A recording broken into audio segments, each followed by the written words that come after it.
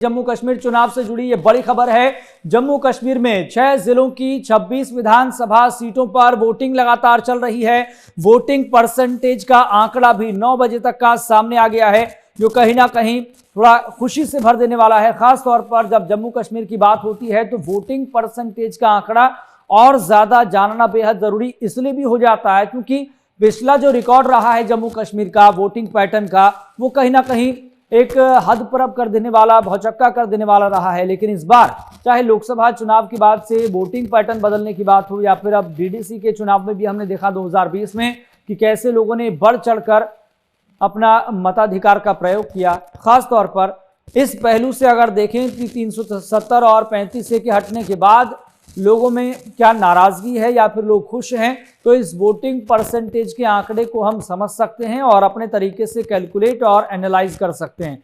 लेकिन जो आंकड़ा आपके लिए जानना बेहद जरूरी है वो ये कि जम्मू की 11 विधानसभा सीटों पर वोटिंग चल रही है और कश्मीर संभाग की 15 सीटों पर मतदान आज हो रहा है।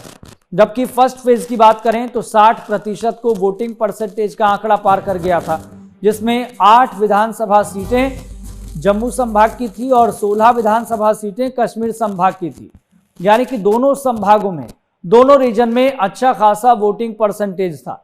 लेकिन इस बार सेकंड फेज में कश्मीर संभाग से थोड़ा कम उम्मीद नजर आ रही है। लेकिन फिर भी श्रीनगर की अगर बात छोड़ दें तो बाकी विधानसभा सीटों से, डिस्ट्रिक्ट से अच्छे खासे आंकड़े सामने आ रहे हैं। चाहे गांदरबल की बात हो, पुंछ की बात हो, राजौरी की बात हो,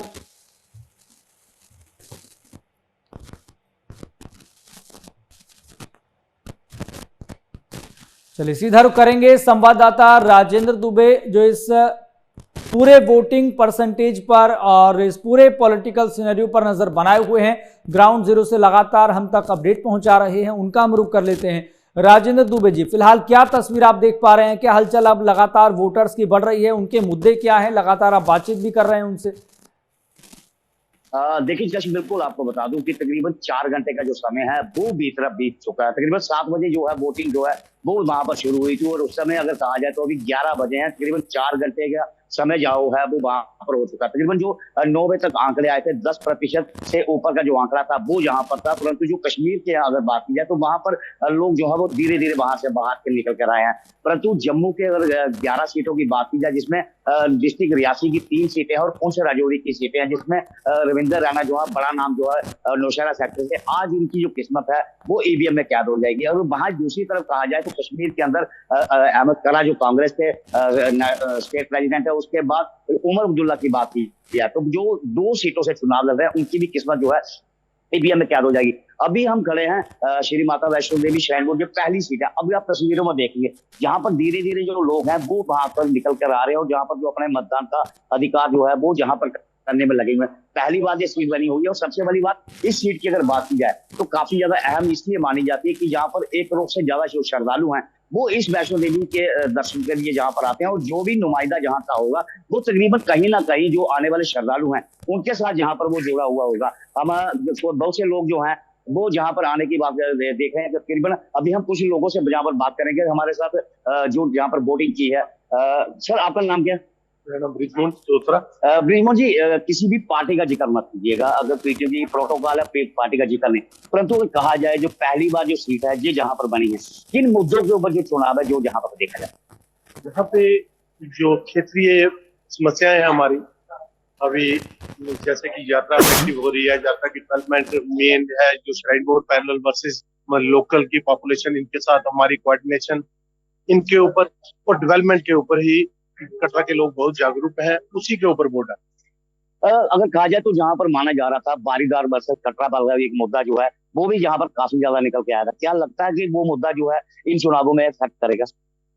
देखो, जैसे हमारे बुजुर्ग बोलते थे कि राजा सच्चा होना चाहिए, मोदी जी ने जो भाषण दिया वो बिल्कुल क्लियर उन्होंने बता दिया कि बारीदारों का कुछ नहीं कर सकते हैं। अब बारीदारों को खुद सोचना है कि हमने किसके साथ जाना है और क्या करना है। उन्होंने तो ये क्लियर इंटीमेशन कटरा की रैली में दे दिया कि बारीदारों का भाजपा ज्यादा से ज्यादा ग्रांट बढ़ा सकती है, बच्चियों की स्कॉलरशिप दे सकती है, जो मैरिज में पैसा देने हैं वो दे सकती है, लेकिन बोलेंगे शेयर तो उसके लिए तो उन्होंने रिफ्यूज कर दिया। अब बारीदारों ने कोर्ट में भी पिटीशन फाइल करके देखी, बारीदारों को कुछ नहीं है, लेकिन बारीदारों का मुद्दा भी बहुत ज्यादा है। ये है कि बहुत ज्यादा बारीदार अभी तक इतने गरीब हैं कि आप सोच भी नहीं सकते कि उनके घर में रोटी भी नसीब नहीं है। और उसी की जगह को कैप्चर करके श्राइन बोर्ड जो है उसका टोटली कमर्शलाइज हो चुका है। हिंदुओं के तीर्थ स्थान में कभी सिखों के जाओ, कभी मुस्लिम के जाओ, मैं किसी जात पात के लिए नहीं बोल रहा हूँ, लेकिन वहां पे पैसा लेके दर्शन नहीं होते। कटरा श्राइन बोर्ड में आप पैसा दो, जितने बड़ी चैरिटी कर सकते हो, नाम चैरिटी है लेकिन पैसे का फंडिंग का कोई पता नहीं चलता। 1.3 एरियल डिस्टेंस में सारा कटरा है। जितनी डोनेशन कटरा में श्राइन बोर्ड को आती है, अगर ये जेन्युइन तरीके से लगाए तो कटरा मेरे ख्याल में स्मार्ट सिटी, क्या मैं बोल रहा हूँ, एक एग्जाम्पल देश में बन के खड़ी हो क्या जहाँ का नुमाइंदा जो है वो आने वाले 1 करोड़ श्रद्धालु जहाँ पर पहुंचते हैं उनकी नुमाइंदगी के लिए भी जहाँ पर वोटिंग की जाएगी? नहीं, अभी तक तो देखो उसकी नुमाइंदगी कैसे कर सकते हैं, क्योंकि मेन कैप्चर तो सिटी को श्राइन बोर्ड ने किया हुआ है। एडमिनिस्ट्रेशन का तो रोल जहाँ पे 5% भी नहीं है। एडमिनिस्ट्रेशन तो सिर्फ दिखावे के लिए होती है। और क्या मुद्दे हैं जहाँ पर कटरा वैष्णो देवी की अगर सराउंडिंग की बात किया तो और क्या मुद्दे हैं जो जिनके ऊपर जो लोग हैं बढ़ चढ़ के हिस्सा ले? मुद्दा मेन बेरोजगारी का है। दूसरा मुद्दा, जैसे आपने पहले बताया, पहला मुद्दा तो बारीदारों का है, दूसरा मुद्दा बेरोजगारी का है, तीसरा मुद्दा डेवलपमेंट का है। ये 3 मुद्दे मेन प्रमुख मुद्दे हैं कटरा वैष्णो देवी कांस्टिट्यूंसी। देखिए जस्ट बिल्कुल आप देख सुन रहे थे कि जहां पर अगर कहा जाए तो बेरोजगारी का मुद्दा काफी ज्यादा अहम जो है वो जहां पर देखने को मिल सकता है। बारीदारों का मुद्दा भी जहां पर है, परंतु अगर कहा जाए तो जहां पर भारतीय जनता पार्टी हो, चाहे कांग्रेस हो, चाहे निर्दलीय उम्मीदवार हो, तो जहां पर जितने भी जो लोग हैं अपनी नुमाइंदगी जहां पर पेश कर रहे हैं, परंतु अगर कहा जाए तो कटरा वैष्णो देवी एक ऐतिहासिक सीट, इस सीट के ऊपर इसलिए बार बार बताने की जरूरत है समझ रहा हूँ कि जब पहली लिस्ट यहाँ पर आई थी तो भारतीय जनता पार्टी में जो थी एक सीट जो लिस्ट थी वापस हो गई थी, उसमें एक नाम जो था वो बदला गया था और वो नाम जो था वो कटरा वैष्णो देवी सीट के से था। जी जश कहीं ना कहीं इस पहलू से जोड़कर देखें, जैसे अयोध्या में भारतीय जनता पार्टी के लिए एक बहुत बड़ी अग्नि परीक्षा थी, ठीक उसी तरीके से श्री माता वैष्णो देवी की ये सीट भी बीजेपी के लिए एक अग्नि परीक्षा से कम नहीं है, डिवोशनल एस्पेक्ट से भी अगर हम देखें। जी बिल्कुल, मैं जो हमारे साथ है मैं उन्हीं से पूछना चाहूंगा। सर एक सवाल है, जिस तरीके से लोकसभा चुनाव हुए, अयोध्या की जो सीट थी उस सीट को देखा जाए और जहां की अगर सीट की देखा जाए, अयोध्या की सीट और वैष्णो देवी की सीट, क्या मानते हैं कि एक ही तरह का जो पहलू जो समीकरण बन रहे हैं वो एक ही तरह की है। मैं किसी पार्टी के साथ बिलोंग नहीं करता हूं, लेकिन भाजपा की जो नीतियां हैं, इन्होंने सीट चेंज करने से थोड़ा सा भाजपा के खिलाफ माहौल है कटरा में। और क्योंकि अगर टिकट चेंज नहीं करते तो मेरे ख्याल में क्लियर विन थी, लेकिन अभी भी भाजपा और निर्दलीय उम्मीदवार जो दोनों फाइट में।